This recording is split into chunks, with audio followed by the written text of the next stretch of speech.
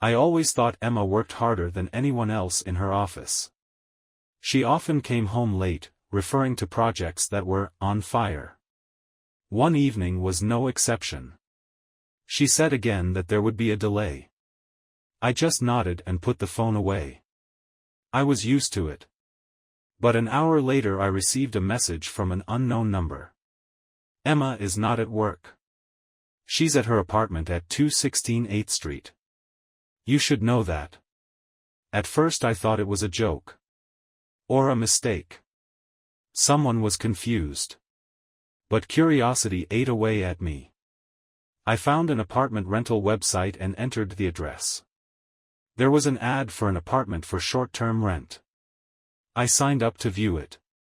I came a little earlier. I knocked. The door opened, and Emma stood on the threshold. She froze, pale as a sheet. "Nick. What are you doing here?" Her eyes showed panic. I calmly ran my hand along the doorjamb and looked her straight in the eye. "I think I need to ask this question." The silence lingered. She shifted from one foot to the other and looked back into the apartment, as if looking for a way out. "It's not what you think," she began, but I interrupted. "No, Emma, it's exactly that." I took out the documents I had been carrying for several weeks. "You don't even have to explain. Just sign it." She looked at them as if they were matches about to set her life on fire. "Nick." I was not expecting it. He turned around and went down the stairs. On the way out, I heard the door close behind me. I went outside and the cold air hit me in the face. The phone rang in my pocket. Emma's number. I ignored it. A minute later, I received a message. "Nick, talk to me. It can all be explained."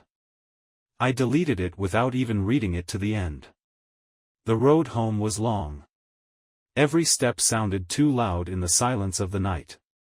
At home, I threw my keys on the table and just sat on the couch, staring at the ceiling. About an hour later, the doorbell rang. I knew who it was. Emma stood on the doorstep, wrapped in a coat. Her eyes were red, but she was standing up straight. "Can I come in?" I silently stepped aside. She went into the kitchen, sat down at the table and stared at the floor. "It was a mistake," she said quietly, almost in a whisper. I sat down across from her and pushed the papers closer to her. "Perhaps. But some mistakes cost too much." She nervously rubbed her palms together and signed it without even reading it. "Are you giving up so easily?" I asked when she handed me the documents back. Emma looked up at me. "You've already made up your mind, haven't you?" I didn't answer anything. She stood up, took her coat, and started to walk out. She stopped on the threshold, looking over her shoulder. "I am sorry." I stood there, watching the door slowly close behind her. The silence was broken only by a slight click of the lock. I remained standing in the empty apartment, listening to the stopwatch on the kitchen clock tick away every second. The documents were still on the table. Her signature was clear, without hesitation. I took them and put them in a box. I closed it. There was no sense of relief. The phone vibrated again. "I'll pick up my things tomorrow. If you're not home, I'll understand." I did not answer. At night I hardly slept. I was lying on my side, looking into the darkness, listening to the wind rushing through the window. Her words and her eyes kept running through my head, but I tried not to dwell on them. The next morning, I left the house long before she could show up. I didn't want to be there when she came. He spent the day in a coffee shop, staring at his laptop screen without reading a single line. When I returned in the evening, she was gone. The apartment felt strangely empty. She took her things quietly, as if she had never lived here. Only the cup on the shelf, which I once gave her as an anniversary present, remained standing. I picked it up, ran my finger along the edge, and then put it back down. Not because I couldn't throw it away. I just didn't want to. Silence became my new guest in this house. The silence lasted for several days.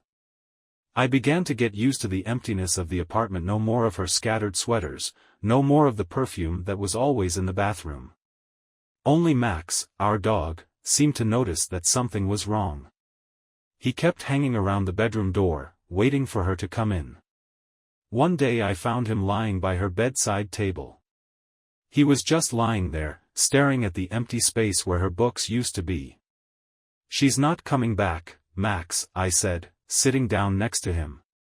He raised his head, as if trying to understand, but then lowered his muzzle to his paws again. For several days I could not sleep again. I lay on the couch listening to the TV in the neighboring apartment. On Saturday morning, I decided to leave the apartment. Just like that. Without a plan. I walked the streets of the city, went to the parks where Emma and I often visited, and eventually ended up near the cafe where we first met. I went inside, ordered a coffee, and sat down at a table by the window.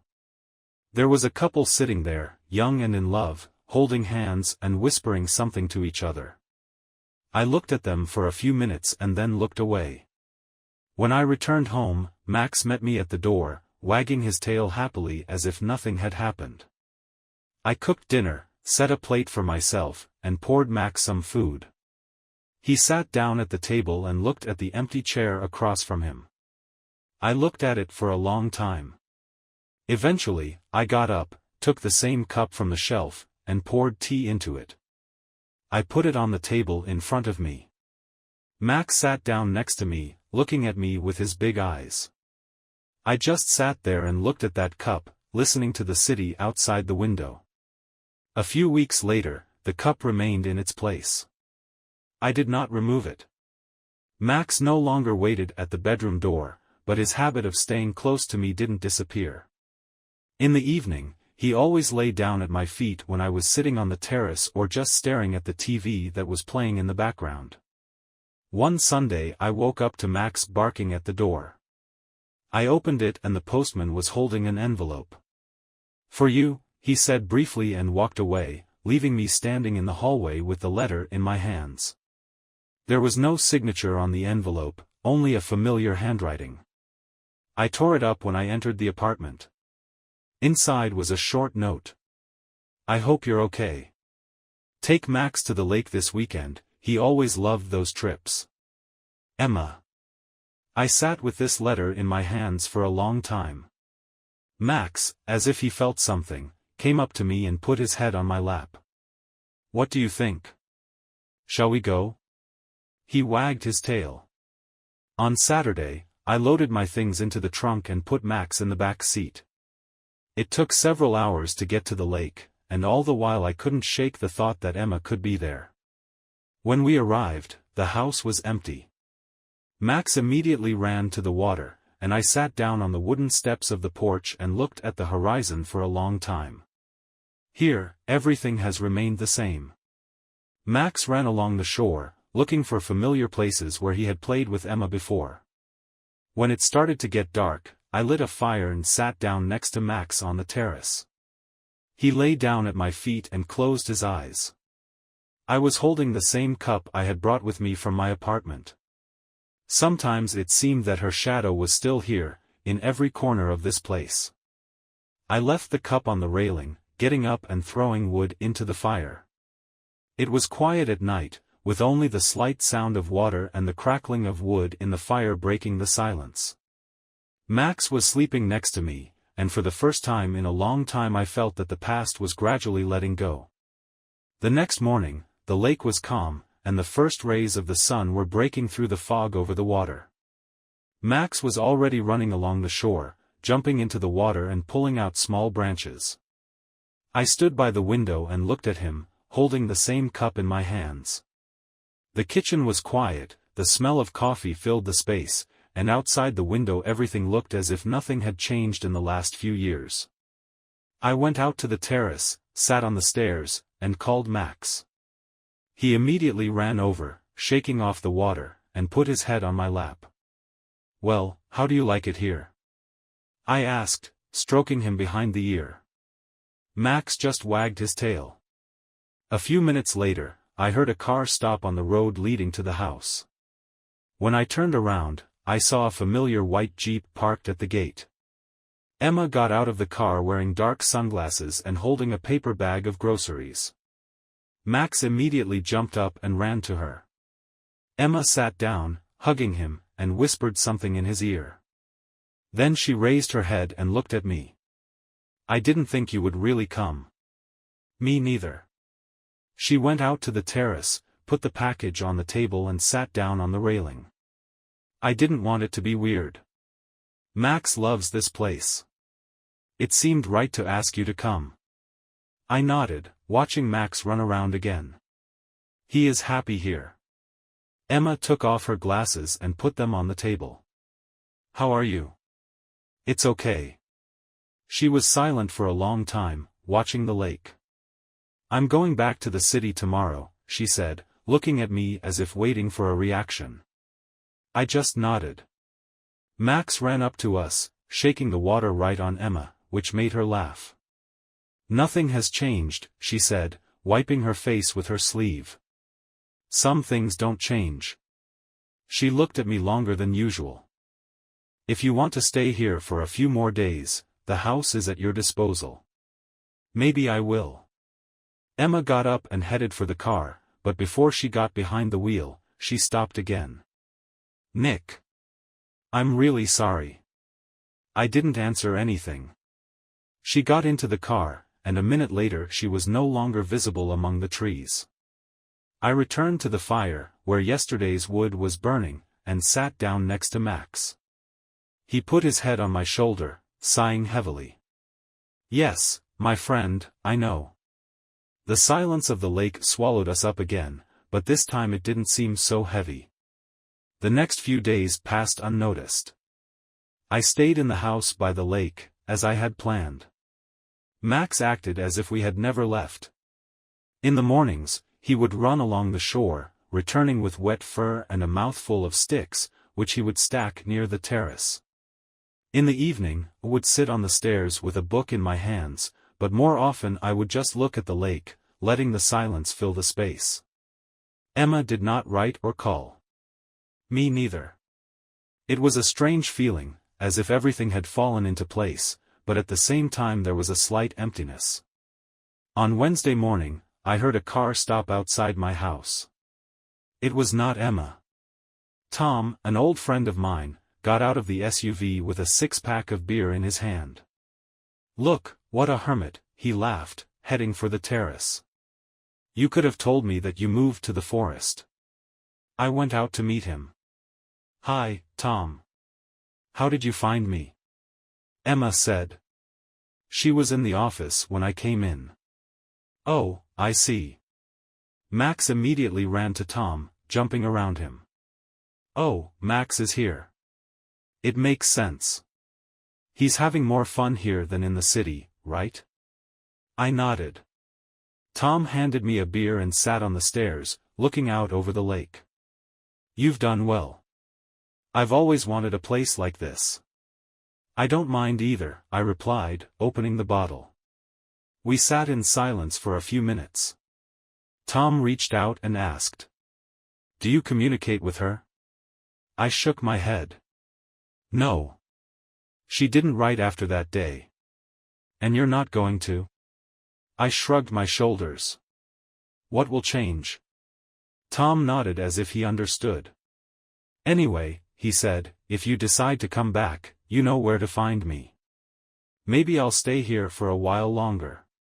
Tom finished his beer and stood up. "Good. But don't disappear for too long." He patted Max on the head and walked to the car.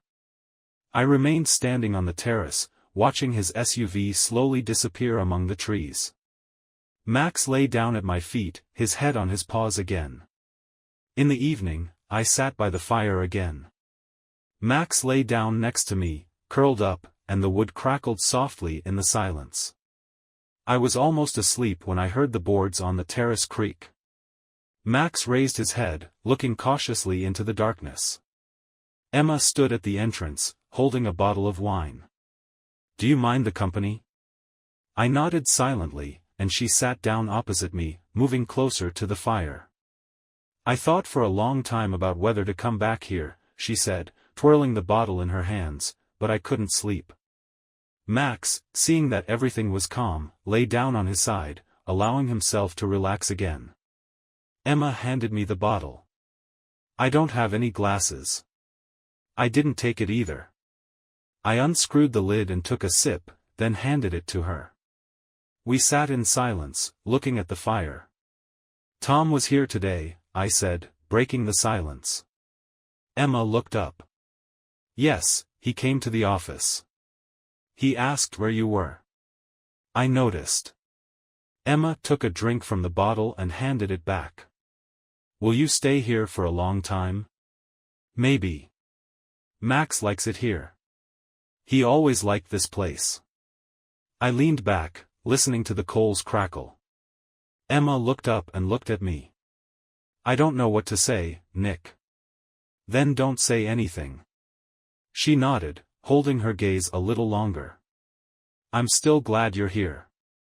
Max sighed heavily in his sleep, and Emma laughed softly. "He always knew how to find the right moment," she said, stroking him behind the ear. I silently took another sip and handed her the bottle again. Emma took it but didn't say anything. The fire was burning down, and night enveloped everything around. Emma stayed until the morning. We sat by the fire until the flames went out completely, and then we went into the house in silence. Max lay down by the door, and I left her a blanket and a pillow on the couch. "Good night," she said quietly, settling down on the couch. I just nodded and went to the bedroom, but I lay there for a long time staring at the ceiling.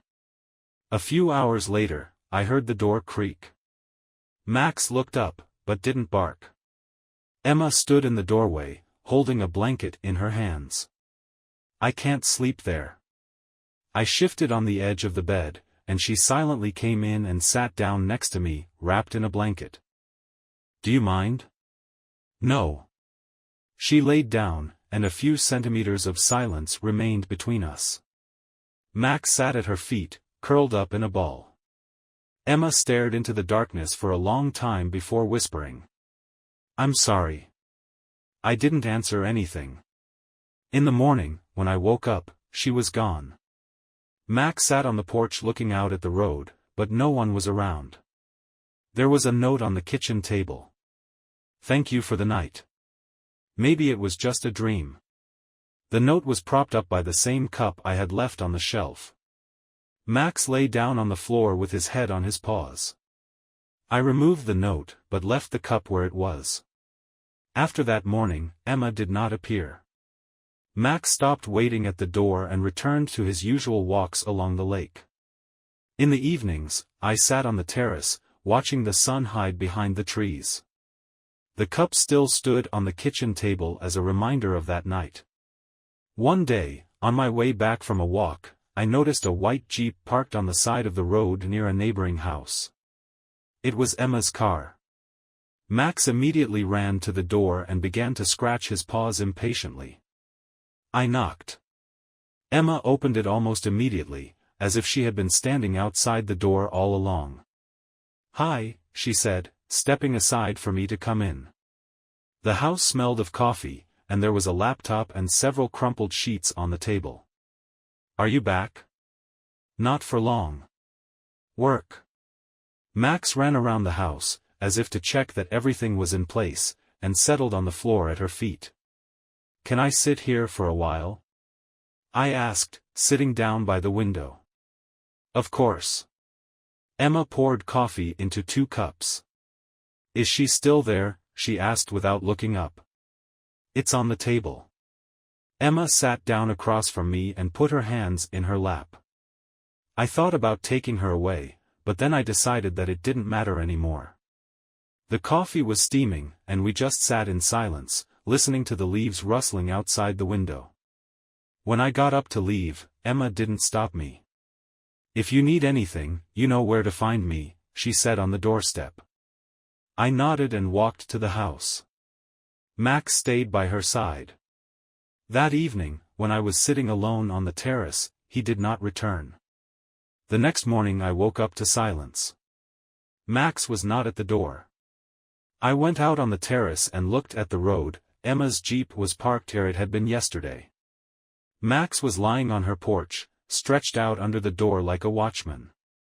When I got closer, the door opened. Emma stood barefoot, wearing a sweater, leaning against the doorjamb. "He didn't want to go," she said with a shrug. "I am not surprised." Max raised his head, but didn't even move, as if to make it clear that this was now his new post. "Do you want coffee?" Emma asked. I nodded. We went inside in silence. The house was similar to ours, only a little more empty. There were books on the windowsill and a few old framed photos on the table. "How long have you been here?" 2 days. "I thought you'd notice sooner." "I wasn't looking for it." Emma put the cup in front of me and sat down across from me. "How are you doing there, alone?" "It's okay." "Quiet." She nodded, as if she had been expecting this answer. Max came closer and put his head on her lap. "I don't know what to do with him now," she said, stroking him behind the ear. "Take him for yourself. I think he wants it." Emma looked up. "And you?" I looked toward the window, where the lake was visible behind the trees. "It will be easier for me." She didn't say anything. When I was about to leave, Max stayed put. "Come by one evening," Emma said as I opened the door. "See you later." On the way home, I found myself listening to my own footsteps on the gravel. The silence in the house was familiar. The cup was still on the table. I took it, opened my locker, and put it on the top shelf. That night I couldn't sleep for a long time. The house was too quiet without Max. I lay there in the dark, listening to the wind knocking on the window. Eventually, I got up, poured myself a glass of water, and went out onto the terrace. Emma's Jeep was still parked outside her house. The light in one of the windows was on. I stood leaning on the banister until the fire in her living room went out. Early in the morning, when I woke up, Max was already waiting at the door. He sat there wagging his tail as if nothing had happened. "So, have you changed your mind?" Max jumped on me, as usual, licked my hand, and went to the kitchen, waiting for breakfast. I gave him a bowl of food and sat down at the table with coffee. An hour later, the door knocked again. Emma was standing on the doorstep with the very cup I had placed on the top shelf. "I think you should have it," she said, handing it to me. I took the cup, a little embarrassed. "You could have kept it for yourself." "I don't want anything extra." We stood silently in the doorway for a few seconds. "Max decided to come back," she added, glancing down the hall. "He is like that." Emma smiled and tilted her head slightly. "I'm going to go. Maybe I'll come back later."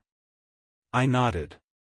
She left, and I was left standing there with the cup in my hands, as if it were part of something I hadn't yet fully understood. Max lay down by the door, closed his eyes, and sighed softly. I put the cup back on the shelf, but this time on the bottom one. The days flowed in some incomprehensible rhythm. Max would disappear for several hours, lying under the door of Emma's house, then return and act as if nothing had happened. One morning I went out on the terrace and saw her by the lake. She was standing barefoot in a light sweater, throwing stones into the water. Max was running next to her, barking loudly at every splash. I went down to them. Did Max decide to move? Emma turned her head to shield her eyes from the sun. He is still torn between the two houses. Max ran over and put a wet stick in front of me, waiting for me to throw it. Did you stay overnight again? She shrugged her shoulders. I was too lazy to return to the city. I threw my wand toward the lake, and Max immediately took off running. How long do you plan to live like this? Emma sat down on a large rock by the water, wrapping her arms around her knees. "And how are you?" I had no choice. "Me, too." Max came running with a wand, shaking himself and spraying us. Emma reached out and stroked him behind the ear. "I'm thinking about staying here longer," she said, looking out at the water. "Take a break from everything?" "Maybe," she replied. "I don't think the city is for me anymore." Max lay down between us with his paws up and closed his eyes. "If you decide to stay, Max will definitely be in favor," I smiled. "Do you think this is the right step?" "I don't know. But sometimes it's worth stopping to figure out where to go next." Emma was silent for a long time. "I'll think about it." She stood up, putting her hand on my shoulder, and walked toward her house. Max remained lying down, watching her climb the slope. I sat down on a rock and looked out at the water, listening to the waves lapping softly. Emma started staying more and more often. Her Jeep was hardly ever seen in the city anymore. It was parked steadily outside her house, gathering dust. She no longer spoke of temporariness, although she did not discuss it directly. One Saturday I saw her again at the lake. She was sitting on an old wooden pier with her feet dangling into the water. Max was lying next to her, as if guarding her peace. I went down to them, holding a thermos of coffee. "Are you waiting for someone?" I asked, pouring her coffee into the lid. She looked up, smiling. "No. I'm just thinking." I sat down next to him, listening to the water splashing softly. "And what did you come up with?" Emma gripped the coffee lid with both hands. "I mean, it's easier to breathe here."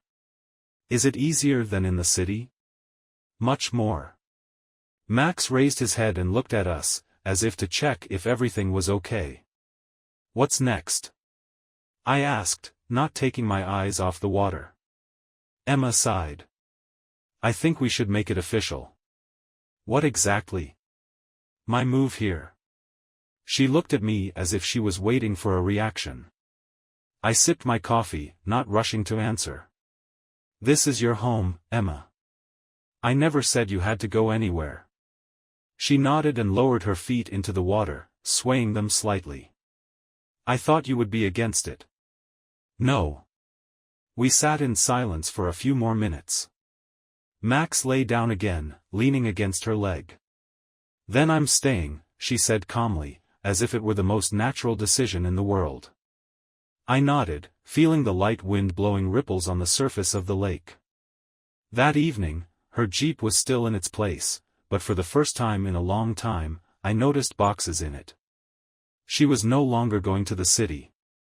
The next morning I saw Emma unloading boxes from the trunk. Max was running between her and the house as if to help, but he was more of a hindrance, jumping around and trying to grab everything that fell out of her hands. I went out on the porch with a cup of coffee.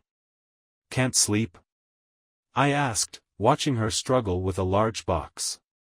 Max decided that 6 in the morning was the perfect time to go for a walk, she answered, wiping her forehead with her sleeve. I put my cup on the rail and came closer. "Let me help you." Emma nodded, handing me the box. "This is the last one."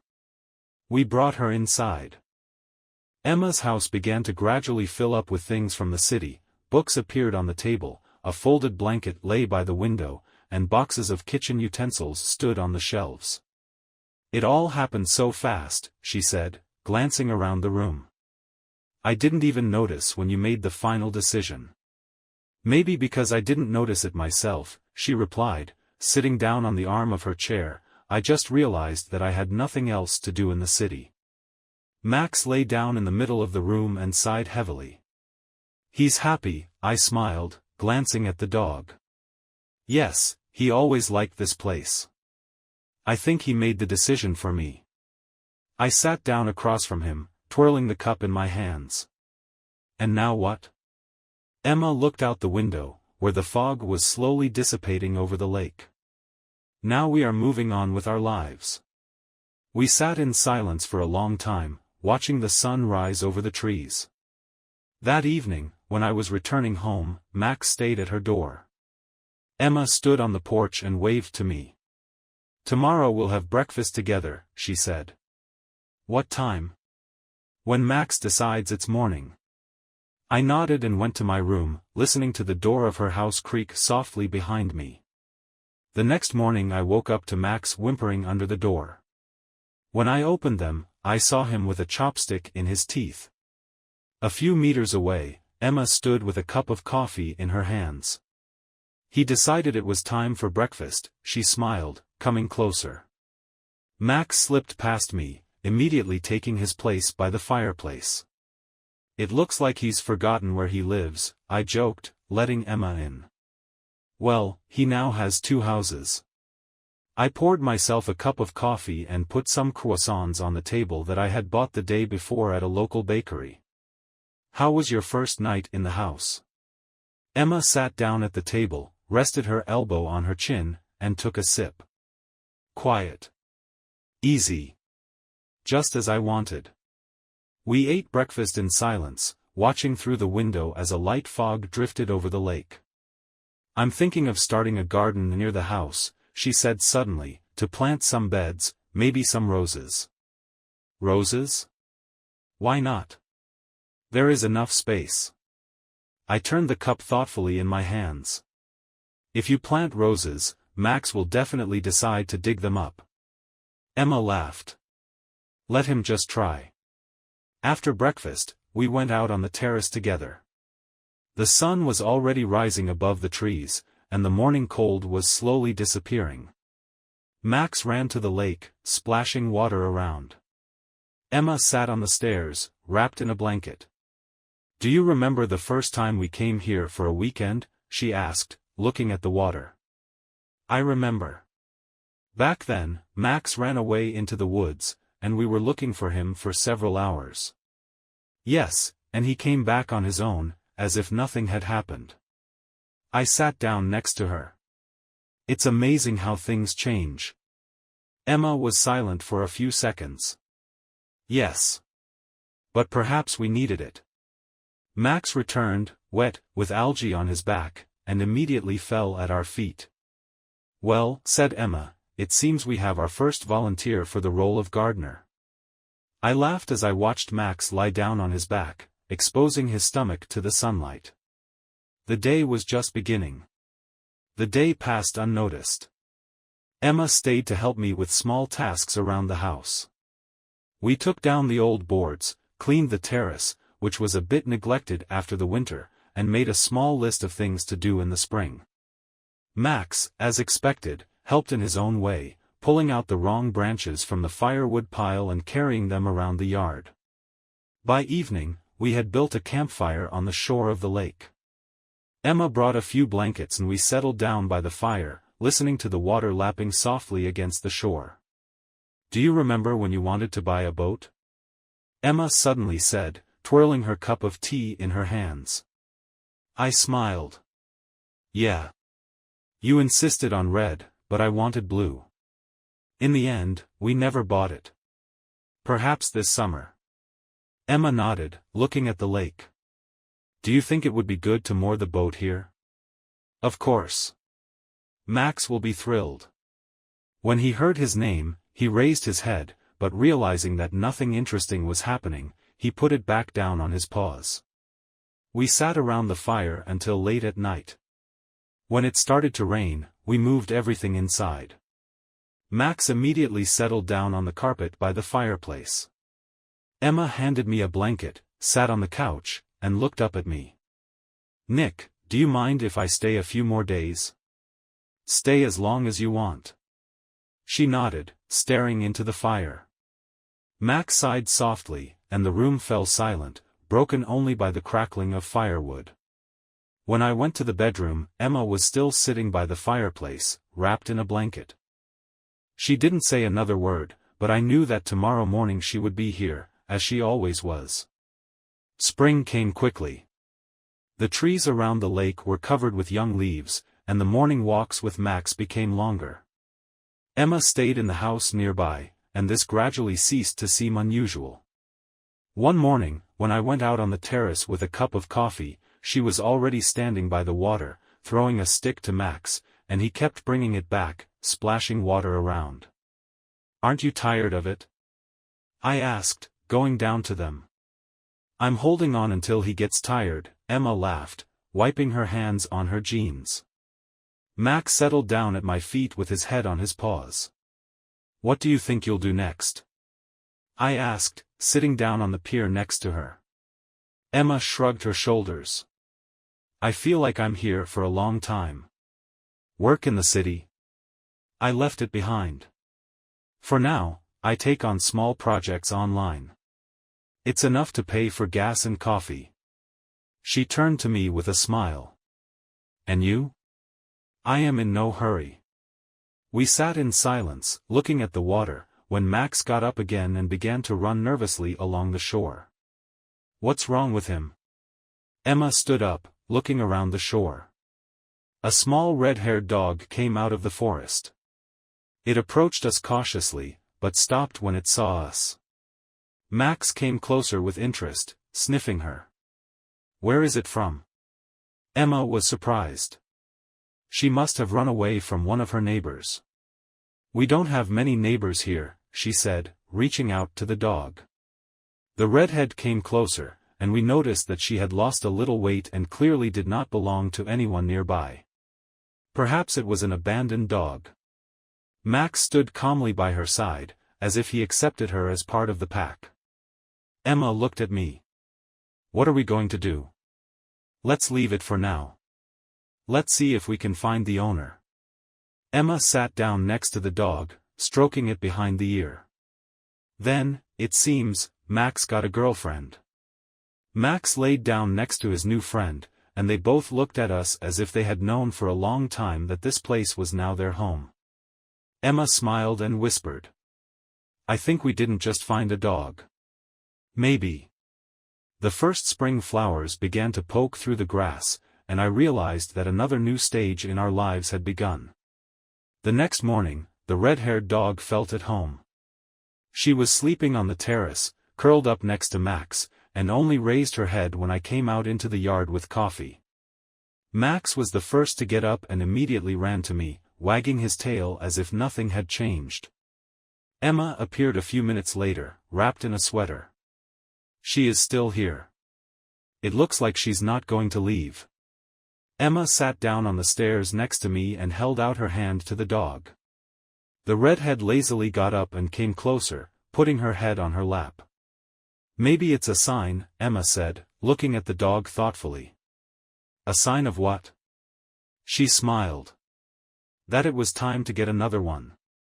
I glanced at Max, who was already sitting by the water bowl, looking at us as if he didn't understand who we were talking about. "Max will not be happy. Max will accept it." She leaned over and patted her new friend on the back. "What will we call it?" I thought about it. "Ruby?" Emma looked at me and nodded. "Ruby sounds good." The dog lifted its head as if it heard its new name and put it back on Emma's lap. Max watched everything closely but did not approach, giving her space. "Do you think anyone will look for it?" "If no one comes forward in a few days, we'll keep it." Emma stroked Ruby again, and she curled up under her feet. "It's already there." We sat on the terrace looking out over the lake as the sun rose higher above the trees. Max lay down a little to the side, but kept watching Ruby, as if trying to figure out if she would really stay. "We definitely need a boat this summer," Emma said, not taking her eyes off the water. "And another dog on board? Let's see if Ruby loves water as much as Max does." I got up and threw Max a stick, which he immediately grabbed and carried to the water. Ruby only raised her head, but remained in place, closing her eyes in satisfaction. "Ruby is probably not the type to carry branches," Emma laughed. "She has other priorities." We stayed on the terrace until noon, listening to the wind rustle in the crowns and watching Max fetch his stick from the water again and again. Ruby just sighed and put her head on her paws. This morning was as ordinary as all the previous ones, but at the same time it seemed different. A few days later, it became clear that no one was looking for Ruby. Emma put up ads in the city, but no one called. "I think she chose us," she said one evening, watching Ruby lie by the fireplace, stretched out across the carpet. Max lay down next to me, but kept his distance, as if he recognized the new tenant, but was not ready to share everything with her. "I guess you were right," I replied, pouring us tea. A week later, I saw Emma measuring something in the backyard, holding wooden pegs and a rope. "What are you up to?" She sat down and put a peg in the ground. "Do you remember what I said about the garden? You weren't kidding?" Emma looked up and smiled. "I am absolutely serious. There will be a garden bed here, roses here, and I also want to put a bench by the lake." I glanced at Max, who was digging a hole nearby, happily throwing earth around. "I don't think the garden will last long with such helpers." Ruby is already watching Max. Perhaps she will curb his enthusiasm a bit. Ruby was indeed lying nearby, watching Max immerse himself in his digging work. "If anything, we'll just build a fence," Emma said, stepping back and assessing the place. On the weekend, we went to the city to buy seedlings. Emma picked out some young rose bushes and I picked out some fruit trees. Max and Ruby waited in the car, but every time we came back, Max sniffed the purchases as if to check our choices. In the evening, when we returned home, Emma suggested that we plant roses right away. I silently took a shovel and started digging while she marked the spot. Max sat down next to us, watching the process closely. When we were done, Ruby came closer and lay down next to the roses, as if to protect them. "She has already accepted her role," Emma said, wiping her hands. "Max has a lot to learn." Max looked up, but did nothing but yawn and lie down next to Ruby. "Maybe this garden will survive the spring," I joked. "Maybe. But it seems to me that we are here for a long time." Emma looked at the house, and I realized that she was no longer thinking about returning to the city. Max and Ruby were lying on the grass, and the sun was slowly setting over the horizon. That evening, we built a fire again, sat around it with cups of tea and watched the lights flicker on the water in the darkness. Max lay down at my feet, and Ruby lay next to Emma. "I think it's a good start to spring," she said, looking at the flames. I just nodded, listening to the fire burning out and the forest breathing softly around us. Spring gradually turned into summer. The garden bed that Emma and I planted surprisingly survived, despite Max's efforts to dig it up from time to time. Ruby has really taken on the role of caretaker, lying next to the garden almost every day. One morning, when I went out to the terrace with coffee, I saw Emma standing on the shore of the lake, holding a small boat for 2 people. "What is this?" Emma turned with a sly smile. "Do you remember when we talked about the boat? Well, here it is." I put the cup on the rail. "Where did you get it?" "In the city. An old farmer. He said he had the boat for several years and didn't need it anymore." Max ran up, started sniffing the boat, and barking, jumped inside, stretching out on the bottom. "See? He's already approved the purchase." "Okay," I smiled, coming closer, "but you know it will be his boat now." Emma laughed. "It is possible. But first, let's test it ourselves." We pulled the boat out into the water, and Max lay down on the bow, watching Ruby walk along the shore, not daring to jump in. The lake was calm, and a gentle breeze stirred up waves that lapped quietly against the shore. Emma rowed, and I sat watching the lake stretch out in front of us. "And now what?" I asked when we were in the middle. "Now we just enjoy it." Max, who had been sitting quietly, suddenly jumped into the water and swam to the shore. "And that's it." Emma watched him pull a branch out of the water, holding it high above his head. "At least he is busy." "Ruby is not far behind," I said, pointing to the shore, where she was watching Max, looking at his new game. Emma dipped the oars, and we sailed on. The sun was rising higher and higher, and it seemed to me that this day was exactly the moment when there was no need to rush to change anything. When we returned to the shore, Ruby was already waiting for us on the pier, and Max jumped back into the boat as if to hint that he was in charge. Emma stretched and looked at me. "How about a picnic tomorrow?" "It's a good idea.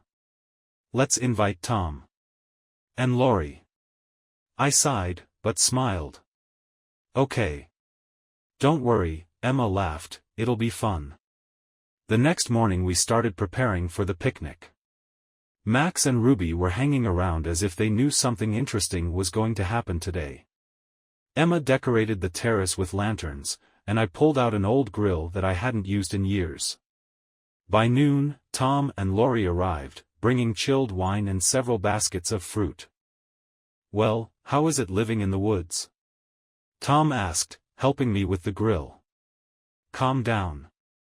"And that's good," he nodded. The evening was filled with laughter and conversation. Max and Ruby were always running between the guests, begging for pieces of meat and cheese. Emma sat on the terrace with Laurie, and I stayed by the fire with Tom. "I didn't think you'd get away from the city so quickly," Tom said, lighting a cigar. "I didn't think so myself. But it's better here." Tom looked at Emma, who was laughing with Laurie, then turned his gaze to me. "Maybe that makes sense." I nodded silently. The fire crackled, and the sun was slowly setting behind the lake. When the sun disappeared behind the horizon, we all moved closer to the fire. Laurie poured wine into glasses, and Tom was already joking with Emma, telling stories from the old days. Max and Ruby curled up at Tom's feet, not missing a single crumb that might fall from the table. "I didn't think Laurie would get used to the outdoors so quickly," Emma said, hugging the blanket as the evening air grew cooler. "She hasn't had time to find a reason to run away from here yet," I laughed, throwing wood on the fire. Laurie raised her glass. "Don't listen to him, I'm here for the company. And nature, of course." Tom winked at me, and Emma just smiled. The fire crackled, and I felt how, after all the city's worries, this simplicity really brings peace. A few hours later, Tom and Laurie got ready to leave. "If you decide to sit like this again, call me," Tom said, shaking my hand at the car. "It's a must. And don't hide either," Laurie threw from the window, waving at Emma. "Don't worry, I'm part of the local flora now," Emma replied, laughing. When their car disappeared around a bend, we stayed on the terrace, looking out over the lake. Max and Ruby were already asleep, curled up by the entrance. Emma leaned against me. "Have you noticed that we don't discuss what happens next anymore?" I hugged her, warming her in the cool air. "Perhaps because we're already doing well." "Yes, probably." We sat there for so long, listening to the night forest and watching the stars reflect in the water. Max stirred in his sleep, and Ruby lifted her head to look around the yard. "I think they have definitely decided to stay here for a long time," I laughed. Emma nodded slightly. "They were ahead of us." When night completely covered the lake, we went inside the house. The light on the terrace remained on, flickering quietly in the darkness, as if to show the way home to those who were still looking for their place. The next morning I woke up to sounds coming from the yard. Looking out the window, I saw Emma standing by the garden beds, telling Max and Ruby something, as if they were listening to every word. Max was sitting up straight, like a schoolboy, and Ruby was lying next to him, stretched out in the shade. "Are you guys having a serious meeting there?" I asked, coming out onto the terrace with a cup of coffee. Emma looked up and smiled. "I tell them about my plans for the summer. They need to know that they can't plant next to roses." I'm sure Max remembered everything. I pointed to the dog, who yawned and lay down on his side in response. Emma lifted the lavender bush from the pot. "I think he will still dig wherever he wants. And so it will be." I sat on the steps of the terrace and watched her plant new plants. The day promised to be hot. The lake sparkled under the sun, and Max seemed to be thinking about jumping into the water. Maybe we can launch the boat in the afternoon, I suggested. Emma nodded. Shall we take Ruby with us? I looked at Ruby, who was lazily watching Max. I don't think she's a fan of water. Emma patted Ruby on the back. So we will teach. By noon, we launched the boat. Max immediately jumped on board, sitting in the bow like a real captain. Ruby remained on the shore, watching us sail away with displeasure. She was definitely offended, Emma said, glancing at Ruby, who lay down by the water with her head on her paws. I think she just doesn't want to get wet. We were sailing on the lake in complete silence. Only the oars occasionally touched the water. Max jumped out of the boat as soon as we approached the shore on the other side of the lake and started pulling branches from the bushes. Emma sat down next to me on the sand. How long do you think we'll be stuck here? I shrugged my shoulders. Honestly? I hope so. Emma looked at me, shielding her eyes from the sun. Me neither. Max ran up, shaking off the water, and immediately got a branch on his back from Ruby, who had finally decided to come to us. Look, she's learned to command. Ruby knows who's in charge. We stayed on the shore until the evening, watching the sun hide behind the trees. Max and Ruby lay next to each other, listening to the sound of the water. Emma squeezed my hand. Maybe we should think about building another terrace closer to the lake. Aren't you afraid that Max will smash it right away? She smiled. Let him try. We sat on the sand until the last rays of the sun disappeared over the horizon. The next morning, the air was filled with the chill that usually comes with the approach of fall. Emma was already sitting on the terrace with a cup of coffee, wrapped in a blanket. Max and Ruby were dozing at her feet, as if everyone had agreed that there was no hurry. It's quiet, I said, coming out to her. Emma looked at the lake, which was as smooth as a mirror. I think this is the first morning in a long time when there is no wind. I sat down next to him, and we looked at the water in silence. Did you think it would happen?